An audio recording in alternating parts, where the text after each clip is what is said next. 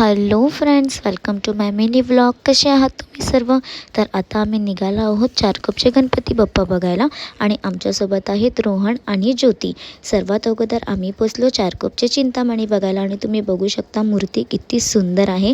आणि ते दर्शन झाल्यानंतर आम्ही आलो आहोत चारकोपच्या पेशवाकडे. तर तिथे लाईन तुम्ही बघू शकता खूप जास्त होती. इतकी लाईन क्रॉस करून आम्ही आता मंडपात आलो आहोत आणि तुम्ही बघू शकता किती सुंदर अशी मूर्ती आहे. आणि तिथे चालू होतं भजन पण खूप छान होतं. आणि मूर्ती तर तुम्हाला माहीतच आहे, गणपती बाप्पा म्हणजे आपलं त्यांना बघून मन एकदम प्रसन्न होऊन जातं.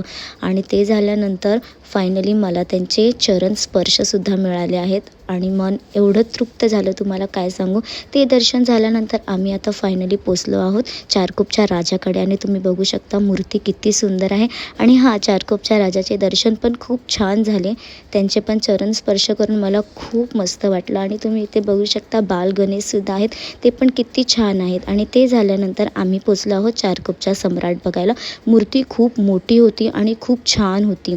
त्यांचं दर्शन झाल्यानंतर आता आम्ही आलो आहोत चारकोपचा परमेश्वर. ही पण मूर्ती तुम्ही बघू शकता खूप सुंदर आहे आणि किती छान वाटतं सर्व गणपती बाप्पा बघून. ते झाल्यानंतर मी आता आली आहे कांदिवलीचे श्री. ती पण मूर्ती केवढी मोठी होती आणि तिथे सुद्धा मला खूप छान असं दर्शन झालं. आणि बाजूला माझा मुलगा तुम्ही बघू शकता, तो इतका थकला आहे की विचारायलाच नको.